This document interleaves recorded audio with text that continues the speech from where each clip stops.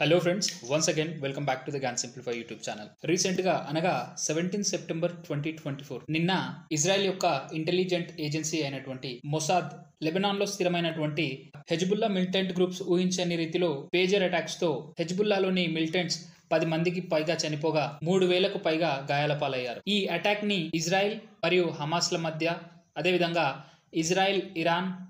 Israel లెబనాన్ల మధ్య ఇప్పటి వరకు జరిగిన అతిపెద్ద అటాక్ గా ప్రతి ఒక్కరు చెప్పుకుంటున్నారు. అయితే ఇప్పటి వరకు మనం ఎన్నో రకాల అటాక్స్ అయితే చూసుకున్నాం, కానీ మొట్టమొదటిసారిగా ఈ పేజర్ అటాక్ అనేది మన ముందుకు వచ్చింది.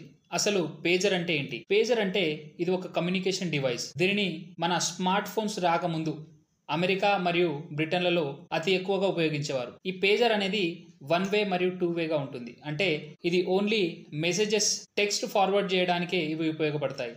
ఇందులో 1 వే డివైస్ వచ్చేసి మెసేజ్ సెండ్ చేయడం కానీ లేదా రిసీవ్ చేసుకునే పవర్ని కలిగి ఉంటుంది. అదేవిధంగా 2 వే డివైస్ అనేది 2 సౌకర్యాలను కలిగి ఉంటుంది. సో ఈ పేజర్ డివైస్ అనేది ఇప్పుడు ఎక్కడ వాడుకలో లేదు, కానీ లెబనాన్లో స్థిరమైనటువంటి హెజ్బుల్లా మిలిటెంట్ గ్రూప్స్ ఈ పేజర్ని వారి మిలిటెంట్ యాక్టివిటీస్కి సంబంధించిన ఇన్ఫర్మేషన్ కోసమని దీనిని ముఖ్యంగా ఒక కమ్యూనికేషన్ డివైస్గా ఉపయోగిస్తున్నారు. దీని ఆధారంగా ఇజ్రాయెల్ యొక్క ఇంటెలిజెన్స్ ఏజెన్సీ అయినటువంటి మొసాద్ ఒక పెద్ద అటాక్ అయితే ప్లాన్ చేయడం జరిగింది. ఇకపోతే ఇజ్రాయెల్ మరియు హమాస్ల మధ్య జరుగుతున్నటువంటి యుద్ధం గురించి మనందరికీ తెలిసిన విషయమే.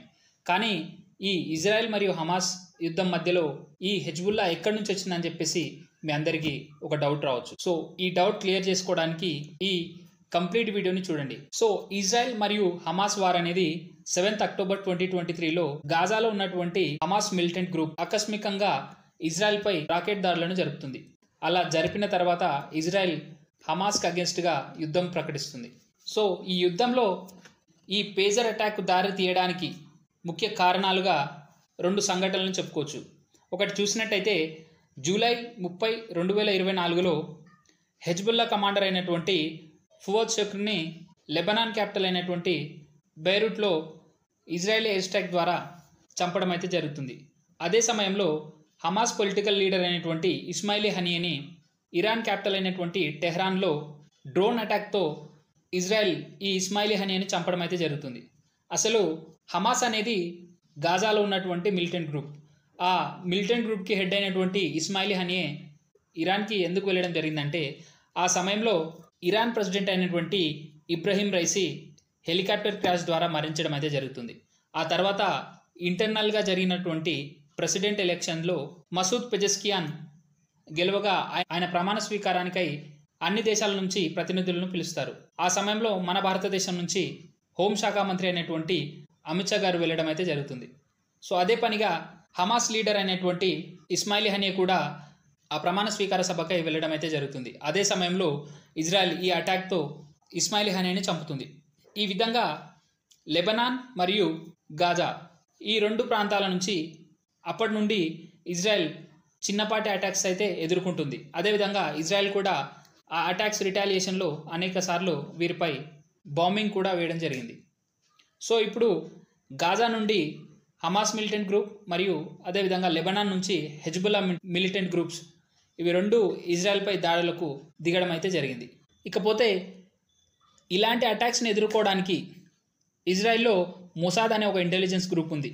ఎలా అయితే మన దగ్గర రీసెర్చ్ అండ్ ఎనాలిసిస్ వింగ్ ఉందో, అదేవిధంగా ఇజ్రాయెల్ దగ్గర మొసాద్ గ్రూప్ ఉంటుంది. ఈ హెజ్బుల్లా మిలిటెంట్ గ్రూప్స్ నుంచి ఇజ్రాయెల్కి రానున్న రోజుల్లో ఒక పెద్ద ముప్పు వస్తుందని చెప్పేసి ఈ మొసాద్ ఇంటెలిజెన్స్ ఏజెన్సీ ఈ హెజ్బుల్లా యాక్టివిటీస్ని అబ్జర్వ్ చేస్తూ ఉంటుంది. సో అదే సమయంలో ఈ హెజ్బుల్లా మిలిటెంట్స్ కమ్యూనికేషన్ కోసమై ఉపయోగించే పేజర్స్ గురించి తెలవడం అయితే జరుగుతుంది. వాటికి సంబంధించిన విషయాలు ఆరా తీయగా ఆ పేజర్స్ అనేటివి మేడ్ ఇన్ తైవాన్గా గుర్తిస్తారు. ఈ పేజర్ డివైజెస్ అనేటివి హెజ్బుల్లాకి తైవాన్ నుంచి సరఫరా అవుతున్నాయని చెప్పేసి వీరు తైవాన్ చేరడం అయితే జరుగుతుంది. ఇకపోతే ఇజ్రాయెల్ మరియు అమెరికాల మధ్య సంబంధం మనకు తెలిసిన విషయమే.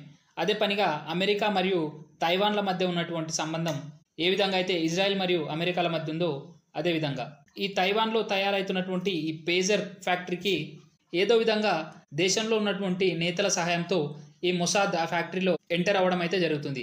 అదేవిధంగా ఎంటర్ అయిన తర్వాత ఆ పేజర్లలో మొసాద్ ఏజెంట్స్ అంతా ఆ ఫ్యాక్టరీని చేరుకున్న తర్వాత మొసాద్ ఏజెంట్స్ ఆ పేజర్లలో ఒక డివైస్ని ఫిట్ చేయడం అయితే జరుగుతుంది. ఆ డివైస్ యొక్క ఫంక్షన్ చూసినట్టయితే ఎప్పుడైతే ఆ డివైస్కి ఎక్స్టర్నల్గా ఒక మెసేజ్ పంపుతారో అదే సమయంలో ఆ డివైస్ అలారం మోపుతూ డివైస్లో ఉన్నటువంటి లిథియం అయాన్ బ్యాటరీ సహాయంతో ఆ పేజర్ అనేది బ్లాస్ట్ అయ్యే విధంగా ఈ డివైస్ని అయితే ఫిట్ చేస్తారు.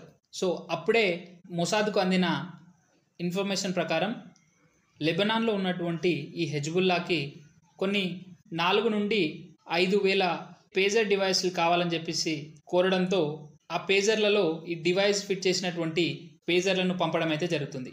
సరైన సమయం చూసి ఆ పేజర్లకు మెసేజ్ పంపి ఈ బ్లాస్ట్ని 17th సెప్టెంబర్ 2024లో జరపడం అయితే జరిగింది. ఈ విధంగా ఈ యొక్క అటాక్ని ఇజ్రాయెల్ యొక్క ఇంటెలిజెన్స్ ఏజెన్సీ అయినటువంటి మొసాద్ ద్వారా ఒక జీనియస్ మూవ్గా చెప్పుకోవచ్చు. ఇకపోతే ఈ అటాక్ తర్వాత లెబనాన్లో ఉన్నటువంటి మిలిటెంట్ గ్రూప్స్ పెద్ద ఎత్తులో పగ తీర్చుకోవడానికి ప్రయత్నించబోతున్నాయి. ఎందుకంటే ఈ లెబనాన్లో ఉన్నటువంటి హెజ్బుల్లా అనేది అంతర్జాతీయంగా ఈ అటాక్తో పరువు పోగొట్టుకుంది. సో వారు మళ్ళీ అంతర్జాతీయంగా పవర్ఫుల్ మిలిటెంట్ గ్రూప్గా పిలువబడాలంటే వారిచే ఒక పెద్ద అటాక్ అయితే ఇజ్రాయెల్పై జరగాలి. సో ఫ్రెండ్స్, రానున్న రోజుల్లో లెబనాన్ మరియు ఇజ్రాయెల్ మధ్య అటాక్స్ని అయితే మనం ఎక్స్పెక్ట్ చేయొచ్చు. సో ఫ్రెండ్స్, ఈ ఇష్యూకి సంబంధించి మీ ఒపీనియన్ని కింద కామెంట్ బాక్స్లో తెలియజేయండి. ఫ్రెండ్స్, మీకు ఈ వీడియో ఇన్ఫర్మేటివ్గా అనిపిస్తే please do like the video and share the video with your friends. అదేవిధంగా ఫర్దర్ మీకు ఇలాంటి ఎడ్యుకేషనల్ కంటెంట్ వీడియోస్ కావాలనుకుంటే please subscribe my channel and hit the bell icon button. Thank you.